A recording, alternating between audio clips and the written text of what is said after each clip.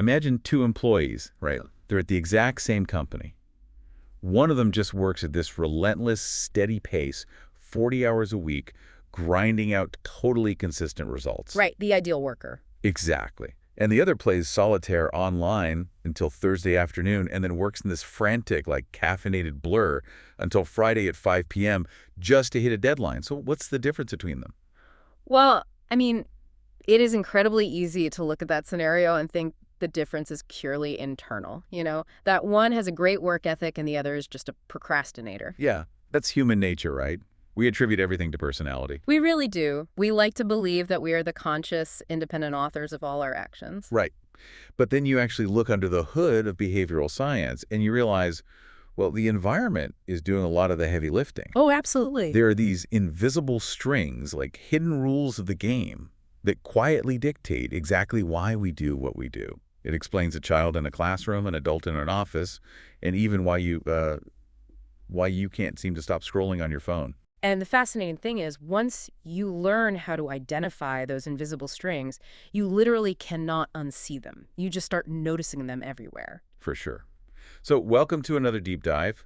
Today is a very special edition. It's created specifically for you as part of the Behavioral Intelligence con Mara Sánchez BCBA study series. Welcome. And we have a highly targeted, very practical mission for this deep dive. We really do. We have sifted through a mountain of sources. BCBA, mock exams, study guides, clinical manuals, and our goal is to help you absolutely conquer domain B. Specifically B.9, right? Yes, B.9. Identify and distinguish among simple schedules of reinforcement. Which is such a foundational concept, understanding these schedules. It's not just a rote memorization hurdle you have to clear to pass your exam. Right, it's bigger than that. Like you mentioned with the two employees, this is really about understanding the fundamental architecture of behavior. So let's start at the very beginning and build that foundation. What actually is a schedule of reinforcement? At its most basic clinical level, a schedule of reinforcement is simply a rule. Okay, a rule. Yeah, it's a rule that specifies exactly which instances of a behavior will be followed by a reinforcer. In behavior analysis, the core premise is that consequences drive future behavior. Right, like if you do something and it's followed by something you like, you're going to do it more often. Exactly. You touch a hot stove, you get burned, you stop touching it, you put $1 in a vending machine, you get a soda, you do it again tomorrow. Makes total sense. But here is the critical variable that people miss. The timing and the frequency of that payoff change absolutely everything. Wait, really? Just the timing? Oh, yeah. If you alter when and how often the soda drops, or when the praise is delivered, you completely transform the rate, the consistency, and the persistence of the behavior. Okay, let's unpack this. Because before we get into the alphabet soup of acronyms that are going to show up on the exam, we really need to understand the structural DNA of these schedules. Right. And it essentially boils down to a 2x2 grid, right? We have two main variables to play with. That is the perfect way to visualize it, yeah. 2x2 grid.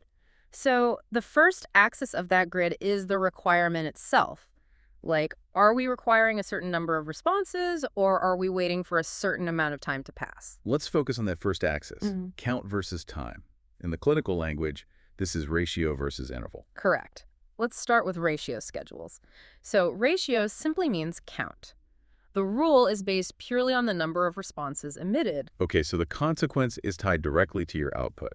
Exactly. If you do the behavior a specific number of times, you get the reinforcer. So time is totally irrelevant here. Like, I could build 10 widgets on an assembly line in 10 minutes, or it could take me 10 hours. Right. As long as the rule is get paid for every 10 widgets, the flock doesn't matter, only the count matters. You nailed it. Output equals payoff. So the second category on that axis is interval schedules, and these are based on time. Specifically, reinforcement is delivered for the first correct response that occurs after a specific amount of time has elapsed. Okay, so that is axis 1, ratio equals count, interval equals time. What is the second axis on our grid? Predictability. Is the requirement fixed or is it variable? And fixed means... If a schedule is fixed, the requirement is exact, constant, and totally unchanging. You know exactly what it takes to get the payoff. Got it. And variable means the requirement changes from one reinforcement to the next, but it averages out to a specific number over time. Yes. It's unpredictable in the short term, but statistically reliable in the long term. So we just mix and match those terms to build our 4 simple schedules: fixed ratio, variable ratio, fixed interval, and variable interval. Exactly. And this is where we need to dive deep because the exam is going to test your ability to spot these in the wild. Let's start with the ratio schedules. Because they tie effort directly to payoff, I feel like they're the most intuitive to us. Let's look at fixed ratio, or FR. Sure, so in a fixed ratio schedule, reinforcement is delivered after an exact fixed number of responses. Okay, give me an example. Well, FR1 means reinforcement after one response. FR4 means reinforcement after 4 responses. The rule never changes. Think about walking laps at a track. If I make a deal with you that I will hand you a $1 bill for every 4 laps you complete, that is an FR4 schedule. Perfect example. You have to emit the exact behavior, walking a lap 4 distinct times to get the dollar. The terms are crystal clear. And because those terms are so clear, the human brain adapts to them in a very specific way, which creates a highly recognizable pattern on a cumulative graph. Which is vital for the exam visual analysis, right? Absolutely. Fixed ratio schedules produce what we call a break and run pattern. Break and run. I love the description. But why does the brain do that? Walk us through the psychology of a cumulative graph looking like a staircase. Imagine that cumulative graph. Mm-hmm. You will see a high, steep upward slope of responding, that is, the run. The person is working quickly because they know exactly how close they are to the goal. Right. Then, immediately after the reinforcement is delivered, the graph flatlines horizontally. That is the break, formerly known as the post-reinforcement pause. So if I just finished sprinting my 4 laps and I got my dollar, I take a breather. But why? Am I just physically tired? I mean, fatigue can play a role, but it is largely psychological. We call it ratio strain if the requirement is too high. But even on a small schedule, your brain recognizes that you have just completed a unit of work. So you know the next reward is maximally far away. Exactly. You are at the bottom of the mountain again. So you pause, but once you take that first step, you sprint to the top again. Run, get rewarded, pause. Run, get rewarded, pause. Staircase. And clinically, where are we using fixed ratio? We use FR constantly, particularly FR1, which is continuous reinforcement. Hmm. FR1 is the absolute gold standard for teaching a brand new behavior. Like with a toddler. Yeah, if you were teaching a toddler to correctly identify a picture of a spoon, you might give them a tiny piece of a preferred snack, like a cracker, every single time they point to it correctly. Which builds the behavior incredibly fast because the connection between action and consequence is unbroken. Exactly. Right, but I can't walk around handing a kid a cracker every single time they do something right for the rest of their life. I'd go broke, and they'd get full. Which brings us to the next square on our grid. Variable ratio, or VR. Yes. Variable ratio is reinforcement after an average number of responses. Okay, so the requirement is still a count. Output still equals payoff. Right, but that count is completely unpredictable to the person doing the behavior. The ultimate real-world example of this is a slot machine. But think about drilling for oil. You get paid for hitting oil, but the payout is totally unpredictable. It's a great analogy. Sometimes you drill 10 wells and hit a gusher.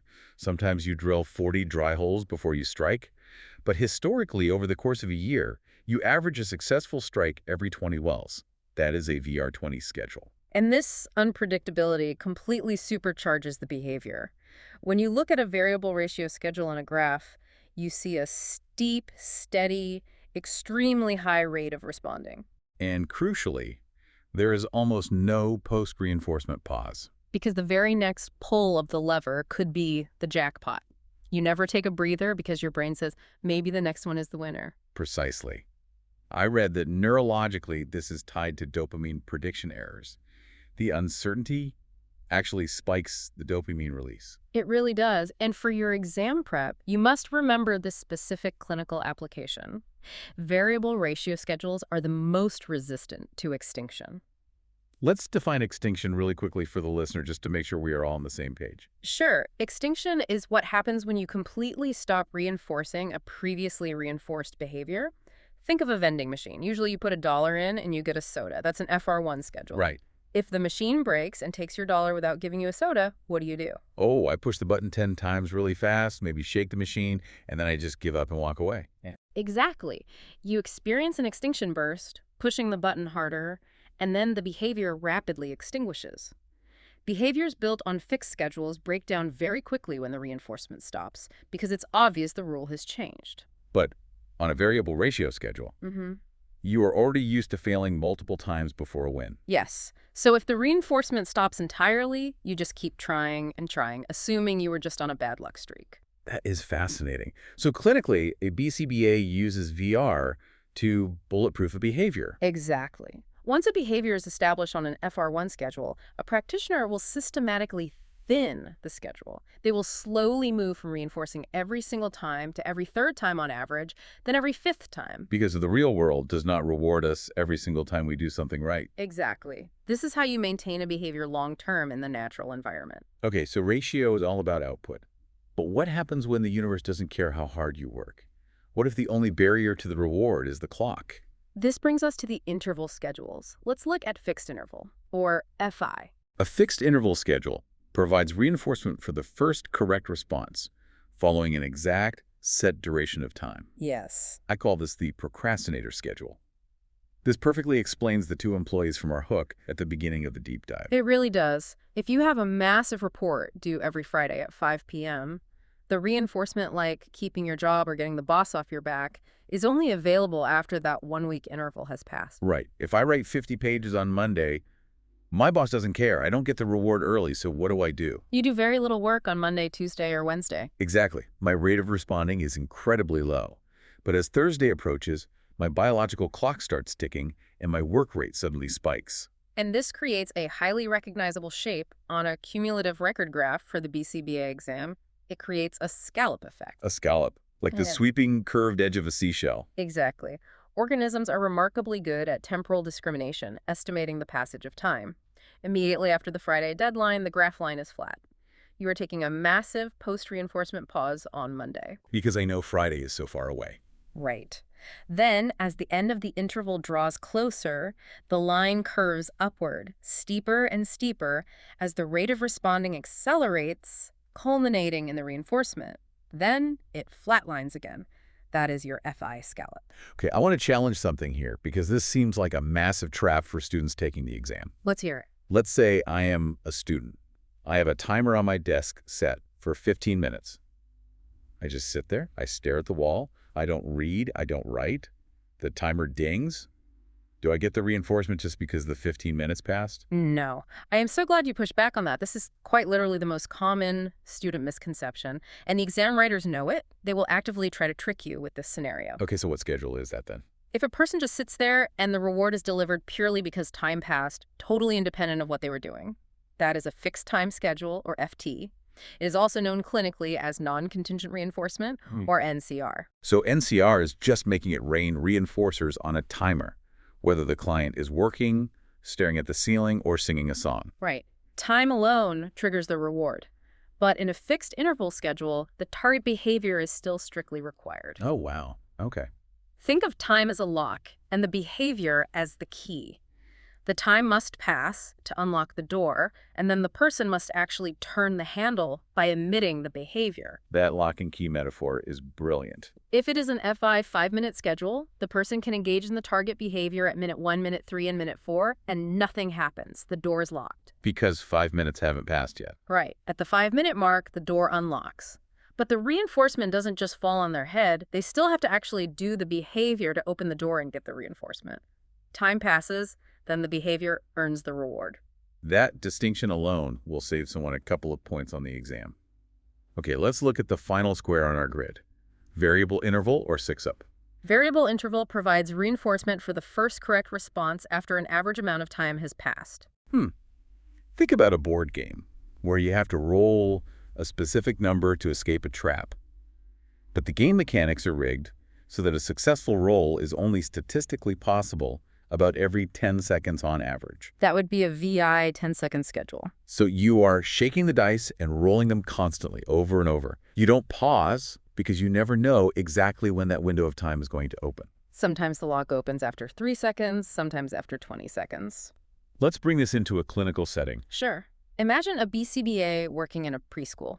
The goal is to increase a child's independent play skills. The BCBA sets up a 15-minute schedule. They walk the floor, and they provide a generalized reinforcer, perhaps a token or a tally mark on a board for independent play. And a generalized reinforcer is great here because it's like currency. They can trade it in later for iPad time or a toy, which prevents them from getting satiated, right? They don't get full like they would with snacks. Precisely. So the BCBA is scanning the room, delivering a token to the child about every 15 minutes on average, assuming the child is playing independently at that moment. And what does that unpredictability do to the scallop graph? It completely flattens the scallop. Because the time interval is unpredictable, the child's internal clock cannot anticipate when the reinforcement is coming. They can't procrastinate like they do on a fixed interval schedule. Exactly. So just like the variable ratio schedule, variable interval produces a constant, stable rate of responding. You get a nice, steady diagonal line on the graph without any pauses. But it isn't quite as frantic and steep as a variable ratio slot machine response rate. Right. It's not as steep, but it is incredibly steady. It is genuinely amazing how just tweaking the timing completely rewires the resulting behavior. But let's get ruthlessly practical here. Understanding the underlying psychology is great, but when a student is sitting in a sterile testing center, staring at a massive convoluted paragraph on a multiple-choice screen, how do they decode the scenario? How do we spot these schedules in the wild? Well, the exam questions are carefully engineered to test your discriminative skills. They will bury the schedule in a lot of narrative fluff. So, tip number 1, look for your keyword filters. Scan the scenario immediately for words like average or about. So if a question says, a teacher walks around the classroom and gives verbal praise about every 5 minutes. Exactly. The moment you see average or about, you can immediately eliminate the fixed schedules from your multiple choice options. It has to be a variable schedule. Oh, that's such a good hack. And conversely, if the text says exactly every 5 minutes or every 5th correct math problem, you know definitively it is a fixed schedule. That is an amazing time saver. Filter by predictability first. What is the next step? Tip number 2 is to identify the trigger. You need to ask yourself this fundamental question. Is the barrier to reinforcement effort, or is the barrier time? In other words, does the client have to wait for a clock to tick down, or do they just need to produce more output? This goes back to our very first grid, output versus time. If the client can get the reinforcement faster simply by working faster or responding more frequently, it is a ratio schedule. But if doing the behavior 100 times in 1 minute doesn't get them the reward any faster than doing it once after the timer goes off, it is an interval schedule. Time is the barrier. Output equals ratio. Time equals interval. It sounds so simple when we say it out loud, but when the exam throws a scenario at you about a factory worker checking a conveyor belt for defects, it's so easy to jumble them up. Which is why tip number 3 is to memorize your visual analysis. The BCBA exam will present you with graphs. You must know your shapes instinctively. Let's run a lightning recap on the shapes. Okay, if you see a scallop, a sweeping curve that flatlines and then gets steeper and steeper, that is fixed interval. The organism is estimating the time. Got it. If you see a step-like pattern, the break and run with distinct flat pauses followed by vertical climbs, that is fixed ratio. And the variables? Both variable schedules produce steady, diagonal lines without pauses. But variable ratio, the slot machine, produces a much steeper, faster rate of responding than variable interval. A steep, straight line is VR. A moderate, steady line is ZIA. Before we close out this topic, we need to touch on the biggest mistake students make, aside from the fixed time trap we already covered. The biggest pitfall is forgetting the clinical why behind the schedules. The exam won't just ask you to identify the schedule, it will ask you which schedule to choose for a specific clinical goal. So application. Right. If the scenario asks how to make a newly acquired behavior highly resistant to extinction so it survives in a messy, unpredictable real world, you must choose a variable schedule. Variable ratio is the ultimate gold standard for resistance to extinction. Because you are teaching the client that persistence pays off even when they fail a few times. Exactly. You are building resilience into the behavior. This has been incredibly clarifying. We have really taken a microscope to domain B.9 today. It is fascinating how these simple rules, count versus time, fixed versus variable combine, to orchestrate so much of what we do. They truly are the hidden architecture of our daily lives. Before we wrap up, we always like to leave you with a final thought, something that takes the academic material we just discussed and applies it directly to your own life. Let's take that concept of variable ratio schedules being the most resistant to extinction. We use it clinically to maintain good behaviors, but consider how often we accidentally put problem behaviors or our own bad habits on a VR schedule. Oh, wow. Where are you going with this? Think about it. If you have a toddler who throws a screaming tantrum in the grocery checkout line for candy and you say no 9 times, but on the 10th time you are just so exhausted that you give in and buy the candy. Oh, no. Yeah, you haven't taught them to stop. Or if there's an internet troll harassing you online and you ignore them for weeks, but one day they catch you in a bad mood and you write an angry reply. You just paid out the jackpot. Exactly. Because you don't give in every time, but you do give in sometimes, you have accidentally put their screaming or their trolling on a variable ratio schedule. That's why. You have inadvertently trained them that persistence eventually pays off. You've made that problem behavior nearly impossible to break. You literally turned yourself into a human slot machine. Oh, That is terrifying, but it is so deeply insightful. And honestly, it applies to your studying, too. very true. Every time you randomly reward yourself with a social media break after reading just one more paragraph, you are programming your own behavior. It proves that these are not just abstract terms in a textbook. They are the invisible strings pulling at us right now. It's all about learning to see the strings. Well, we want to invite you to continue mastering these rules and continue your exam prep journey with the Behavioral Intelligence and Mara Sánchez BCBA study series. There is so much more to uncover in the other domains. Absolutely. You do not have to study for this exam alone. Make sure you follow Amethyst Therapy Services for more incredible targeted resources just like this.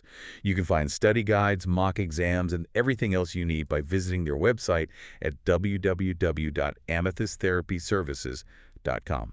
And if you have questions or if you want to connect directly to discuss your clinical journey, you can reach out via email at info@amethysttherapyservices.com. Keep studying, keep looking for those invisible strings, and we will see you on the next deep dive.